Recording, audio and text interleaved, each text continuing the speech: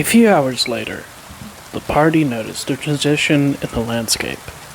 The trees grew larger and higher, with the boughs from every tree colliding and overlapping with one another in a collage of leaves and bark. Marcos led the group off the well-worn path that they had taken, sliding down an elevated hill to find a place for the group to shelter in safety. There was a pond at the base of a massive fallen redwood. Within the roots was a hollow that may have been an abandoned ogre den. The hollow was certainly large enough to shelter everyone from the rain, and the marks on the trees and rocks nearby seemed to have been a week old at most. No sane Agrius or man would think to enter the den of an ogre. It would take 10 men to bring down a fully grown one. The veteran whistled to the party, signaling that he had found a place to rest. The other members rushed into the hollow and placed their packs down on the dry ground. The den was dug into the base of the tree, with strips of wood, cart pieces, and the walls of houses used to support the weight of the dirt and provide scant insulation from the elements. The bones of animals littered the floor of the den, the ogre's previous meals. Rotted pelts, a large, oddly shaped boulder, and mounds of hardened ogre feces were located towards the furthest reaches of the den. Thram kun garvik, my friends. You have completed the introductory courses on Titan classes and trolls. You are well on your way to becoming a far more learned member of the Far Seeker Guild. Given how we discussed one family of creature that has a storied and ancient history in Gavilian, it is only fair that we discuss the other species that helped influence their evolution. The family Agrius is an old one, predating even the arrival of the elves some 12,000 years ago, with only 6,000 of that time being actually recorded, and the rest being next to impossible to dig up, as the Fey realm is a difficult place to reach by normal means. The relevancy of this timeline can allow the guild to pinpoint exactly when the first interactions between the Trollgar and the Ogres occurred, as we can confidently say that their rivalry is most certainly an ancient one. Fossils of their prehistoric ancestors show a long history of predation against one another, as well as other smaller species, though there needs to be more research done before we can make any solid conclusions. Moira proposes that the Trollgar followed the elves through the rift bridges from the Fey realm to Athium. The only problem is that 12,000 years is too short a time to account for evolutionary changes to the scale we see today. Master Fengar proposed that the portals open sporadically throughout the ages, and that this would explain their fossils found here. I am still uncertain if I actually agree. My own proposal is that the trolls have been here for a longer time than initially believed, and that the elves' first interactions with them occurred during that 6,000-year gap between them and the recorded timeline. Regardless of their timeline, we know that one thing is for certain. Ogres and trolls have had a relationship that shaped their entire species to become how it is today. Contrary to popular belief, ogres and trolls are not related to each other. Ogres seem to be distantly related to orcs, dwarves, and humans. However, as the skulls of their extinct ancestors show, similar skull shapes and similar teeth, sizes, and formations are what we see in orcs and human children prior to their features developing. In terms of proportions, they are solidly built creatures, with a body plan we see in most hominids, especially bipedal ones, with ogre skeletons having a similar range of motion to humans. Thankfully, following the siege of Thunder Peak, where a necromancer attempted to wipe us out for merely existing, the 7 Seekers managed to defeat him, and this left us with a veritable selection of ogre skeletons that were left behind once the magic wore off.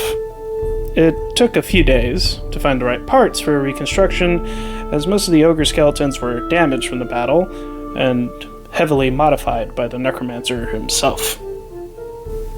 Whilst not as intelligent as most races, or at least by our consensus, ogres are perhaps just above great apes in intellect, with some ogres being on par with some cetaceans and corvids in terms of planning, tool usage, and even language, and others being capable of speech, however rudimentary it can be.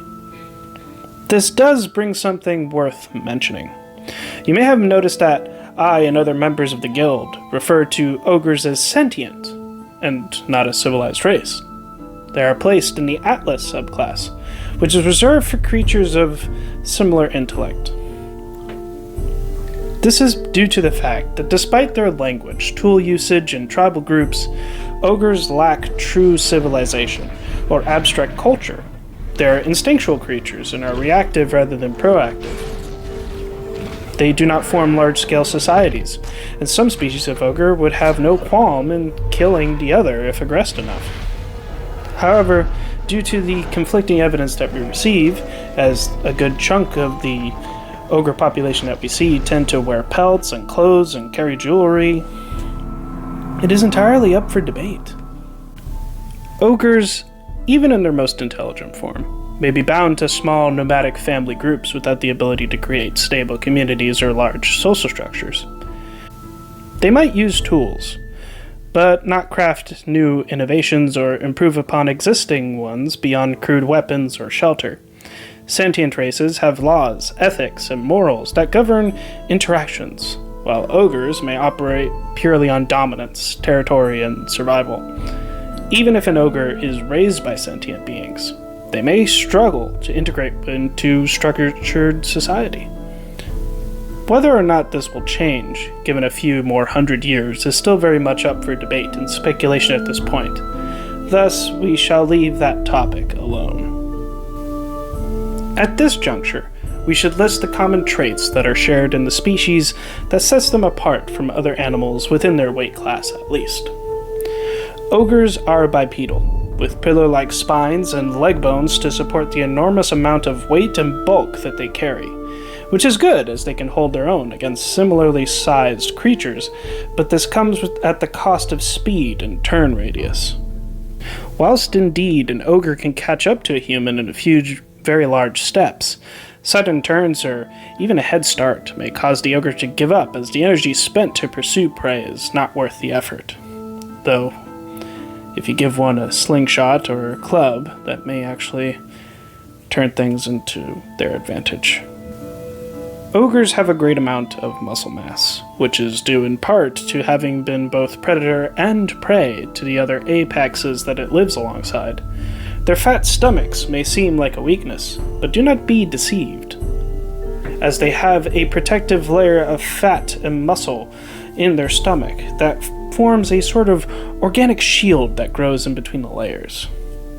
Shaking hands with an ogre is very much also not recommended, as their muscles are, well, I pity the poor dwarf who has to nurse a broken hand if he ever decides to try such a thing. The organic shield that we see in the stomachs of most ogres is very similar to what we see in boars and large dire boars as well, though whether or not this is convergent evolution, or perhaps some tampering that happened somewhere throughout history, is still up for debate at this current juncture. Their thick skin can protect them from most forms of attack and blunt force trauma, as there's multiple layers of fat under there as well, and the muscle is very tightly corded that a blade, such as that swung by an orc, will have a hard time purchasing. Most ogres have large, bloated stomachs, and this is due to the fact that their stomach muscles and acid have to be powerful enough to break down the toxic meat and bone marrow of trolls, which we have discussed in the chapter prior. Their tusks are pronounced, like their orcish relatives, but have more sharp canines and incisors than what we have seen in primates and other hominids. If what Moira told me is accurate, given their skull, ogres may have 4 extra teeth than what we see in dwarves and humans. Their rib cages are a lot wider, granting space for their large lungs, heart, and other vital organs. The presence of a crest on their skull gives us an indication that they have a very powerful bite, probably one of the strongest on the continent. There are 5 main species of ogre that we know of: green, blue, red, black, and white. Each one is named based on their skin pigments, as well as subtle physiological differences. Each ogre has differences in diet, temperament, and range compared to its kin. If I did not know any better, I would say that there are 5 subspecies of ogre to counter each subspecies of troll, but the academic in me knows better. Thankfully, the diets of ogres are similar, and whilst I shall present illustrations of potential food items of certain areas, it is safe to assume that most of the species will eat meat from any source, with a single exception that is more omnivorous than its kin. With a range that is limited to the forests and jungles of the continent, green ogres are the most passive of the family. There are a few theories as to why, with one that is the most favored being that their changes in diet and associations with other races and animals, the lack of competition for more fibrous and more static food, could reduce their aggression and have aided their transition into full-time omnivores. The only occasional scuffle that may occur would be from encounters with other animals, in the case of them needing to consume some protein. And these animals may also want to eat the ogre, or eat the same food as them, such as the hintertroll. Though, interestingly, the hintertroll and green ogre would rather not fight, if at all possible, with there even being sightings of both creatures browsing near each other, and the young hintertrolls being tolerated by the ogre, much to his annoyance. This behavior may have to do with how some villages will allow green ogres to pass through or even live amongst the populace. In a similar case with the hintertroll, green ogres will even entrust their young with the villagers, whilst they make their rounds and forage for food. Whilst green ogres are more tolerant of other species and of each other, they still claim large territories and have small groups of perhaps 3 or 4 individuals who travel together, and lone green ogres are wary of areas that have already been claimed, lest they attract unwanted attention. Despite their diet and temperament, green ogres are capable fighters, and will defend themselves violently if necessary. And given the overlapping ranges with other animals, especially the chimerans, who prey on primates and have no qualms with attacking an ogre, if the opportunity presented itself, green ogres have their work cut out for them. Within the bogs, lakesides, and mire of Gavilia reside the most intelligent species of ogre, the blues. Loners by nature, blue ogres care little for familial bonds with relatives besides the occasional visit from mothers and children who are passing through. From what far-seekers like Moira and Raven could gather from their meeting with the blue ogress, it seems that blue ogres are narcissistic by nature, and by far have the biggest ego in the world. Every ogre believes themselves to be the apex of the species, and that any other ogre is an inferior relative. It is not known if this is a learned trait, or an inherent thing within their species as a whole. With this intelligence comes cunning, and the drive to dominate over others deemed lesser. With stories of them capturing a village to act as servants, and surplus of food when times are difficult. There are very few instances where the oppressed will overthrow or slay the oppressive ogre, and that is due to their monstrous strength and magic. It is yet unknown how blue ogres know or can even use magic, but inspections upon the bones, namely their skull, have shown natural marks that resemble conduit runes engraved onto the bone. Further research is needed to discover the origins of these marks. One thing is for certain, the magic they produce is enough to keep even swamp trolls at bay. One shudders to think what it could do to a starved and vulnerable group of escapees. That is not to mention what they do to mages if they get their mitts on them, but that is for their own dedicated chapter. One of the most frequently encountered and thought of when someone thinks of ogre, red ogres have by far one of the widest, if not the widest range of all of the ogre species, residing where food is plentiful and is able to sustain any group or lone individuals that call it home. Red ogres are aggressive by nature, and they are very aggressive to any perceived threat to themselves or their young, something that lone individuals especially have to contend with, as they will fight and eat anything that they believe will sate their large appetites. Red ogres have been seen using rocks and trees as weapons, which gives them advantages against trolls and even smaller creatures. Of the 5 ogre species, red ogres seem to be the most social, with generations of ogre working together to hunt and protect each other from predation by other much larger rivals. Family groups may consist of close relatives, but infighting between males is especially common due to the amount of testosterone present in their system, as well as the need to lead the group. These fights can be vicious and are usually broken up by the dominant male if it gets too nasty. This can result in a sizable mortality rate, as younger males who are either kicked out to venture off away from their clan will result in them fighting trolls and other creatures they encounter without the safety and numbers that it once had. Occasionally, siblings who leave the clan will travel together for mutual security and greater success when hunting. They may even adopt other animals as pets if they feel inclined, or perhaps a surplus of food. Red ogres do occasionally venture through mountain ranges, but would very much prefer the warmth and relative security of the plains and forests. Some red ogres have been seen amongst Ogres, and are used in some armies as siege animals. What they receive from this arrangement is unknown. With a pretty diverse range, from the harshness of the Vestraga to the cold, unforgiving tundra of Torm Dragan, black ogres are creatures of such immense strength and durability. They are akin to creatures of myth, which is why they are seated comfortably in behemoth class. Black ogres are the second tallest ogre species, and are known as troll specialists, able to go toe-to-toe with the fearsome mountain troll, and even dragons if given the chance. Not much is known about their social life, as black ogres will almost always travel alone, but one can assume that they have a place they frequent for mating season or a ritual they do to attract the opposite sex. Female black ogres will remain with the pup, somewhere out of the way. She will nurture and protect the pup until they can leave the safety of the den.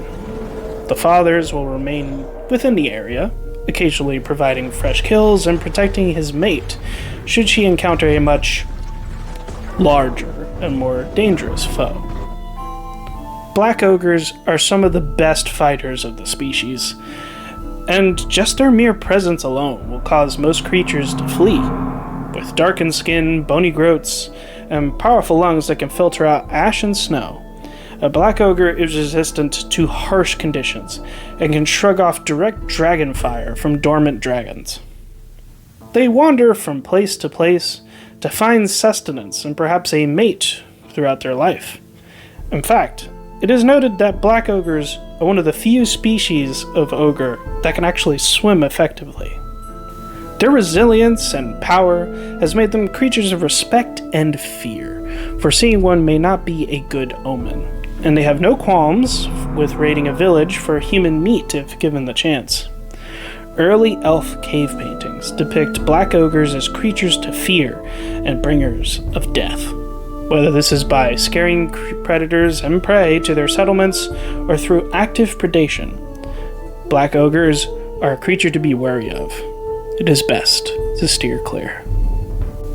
White ogres are an apex species, sharing the behemoth class with their black ogre cousins as well as the reds. with ranges that span from the coldest peaks to the islands of Torm Dragan. Encounters with white ogres are dangerous, as they are hyper-carnivores, and will eat anything they can get their hands on. The whiteness of their fur aids them in blending into the cold tundra where they reside. In the snowstorms, one can imagine the fear that you would experience at running into a hungry ogre. The diet of the white ogre is so simplistic, to say in the least. They will eat meat and fats that reside in the flesh and bones of most of their neighbors. The Mamluk, or Austrian mammoth, are the usual targets of the ogres, but only if they can get the young or isolated individuals. As the largest known species of ogre, white ogres rely on their bulk and superior strength to overpower their prey. Encounters with beasts like the Aklet have resulted in stalemates, as both are powerful predators that make up the big six of Torm Dragan. White ogres may lack the defensive armor of their black cousins, but they make up for it with layers of fat, muscle, and insulating fur. White ogres have been recorded hunting seals and bears alike. The beards and chests of white ogres are stained red due to years of being coated in blood from their kills.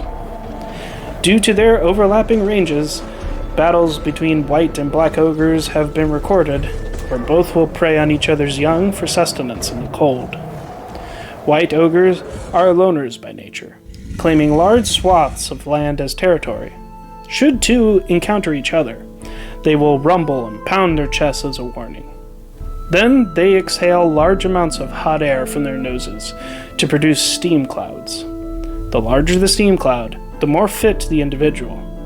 Should neither side back down, it becomes a very bloody and vicious affair, with the loser retreating or dying in the attempt.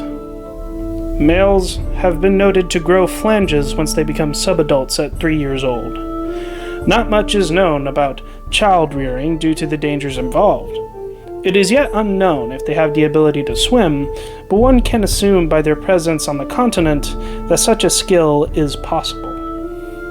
Though white ogres have little to fear from most of their neighbors, the Raijin tiger will most certainly prey on one, and can disable them with bursts of lightning. This is not helped by their tendency to travel in groups of 2 at least. And here is where we shall wrap up this chapter of the bestiary. There is certainly more that can be discussed with ogres and their individual aspects. White ogres and their relation to black ogres, green ogres being able to detect poisons, red ogres and their stealth, but that can all wait for each of their specific entries within the bestiary. The guild is fascinated by ogres, and it makes me wonder if there are other subspecies that have yet to be discovered. Whilst most ogres can be deterred with proper intervention, black and white ogres are such dangerous animals that they either need to be put down or relocated post-haste. The lack of information we have available is a testament to how dangerous the species as a whole is. And any new information gleaned is hard-earned. I thank you for your attendance and hope to see you at the Feast of New Spring tonight. Farewell, my friends. And that is the Ogre video. I do apologize for the lateness and the tardiness. I know it's been, good lord, close to 4 to 5 months since I last uploaded. And there are actually a few reasons for that. I just hit the mic. I actually just got myself an apartment, and I'm in the process of moving. Things were delayed, a few other things came up, so I wasn't able to move just like how I was initially planning. But, we're in the process of moving, and I thought now is a good time to try to get the video out, get it all recorded, and try to make sure that everything looks and sounds right. Another reason for the delay is due to the fact that I had to, I got a new tablet. I started relearning how to use digital art again, and that is another process that takes time. Redrawing some creatures, redesigning a few aspects. Good lord, redesigning the Manticore and the Chimera alone, those took at least a few days to do. Especially if, given the my actual financial job I've also been tweaking and editing Shard of Woe. To anybody who has purchased earlier copies, you'll notice a significant difference between the original edition compared to the new one, but there's subtle changes. I've also been aware of some printing issues. Those got resolved. So I'm currently still battling that dragon in terms of quality for the book. But I did get the dyslexia-friendly version of the book out. So hopefully it is to that standard, because that was something I wanted to get done when I finished the book. In terms of future projects, it may be, I'm not going to say it's going to take as long. It's going to be a little bit for me to set up. Thankfully, we have internet, and we're going to try to get everything resolved and office space allocated for my partner and for myself, because I need my own spot and she needs a desk, so I have to give her mine. So that's a whole completely different thing, as well as buying some furniture. But I will certainly be doing artwork. I am currently on a Natural History Channel's Discord. I'm interacting with Keenan Taylor. I've been checking out his stuff from Tales of Chimera. I'm also in Soyo Lee's Discord as well. So, though I'm not as active, because I feel it's a little rude to hop on someone's dedicated server and actually talk about my own project, aside from sharing some artwork. Now, in terms of the next project, I know I initially wanted to do a story about the history of the Troll and Ogre War, but I feel like I'm going to substitute that with the Chimerans, which is both the Manticore and the Chimera, which are male and female variants of the same animal, and maybe also doing stuff about false drakes, and basically just expanding upon the synapsids that have kind of just found their niches and done their thing. So like wargs, for example, chimera, manticore, false rock drakes, false wood drakes, a few other creatures that you see in the book. That's another one. Dragons may be covered, but they will probably be covered later in the series, because I am still, believe it or not, tweaking the lore of dragons, because it's hard to justify, or at least for me, to wrap my head around trying to justify a creature that has 6 limbs in a fantasy setting, especially in a spec evo one. But I'm sure I'll figure something out, because I've had some help from people in UHC's Discord. So shoutouts to you guys. You know who you are. Fantastic. Besides that, the Chimerans are probably going to be next. And besides that, I will probably cover the rhinos, and I may cover the pachyderms. Well, outdated term. I may cover the actual like elephant-like animals that we have in the setting. And maybe even have a dedicated video talking about the gates and how those work, and the theories that Garvey and Moira and the Guildmaster have in terms of how they work, because they technically only a few weeks ago, according to the lore, or not even weeks, a few months ago, fell through a few of these similar like rifts in space and time. So we'll probably cover that in its own video. But I've actually rambled enough. Again, sorry for the delay. I'm going to try to get this out before I move. So it's probably going to be crunch time. If I don't get it out before the beginning of May, it'll probably be at the beginning of May.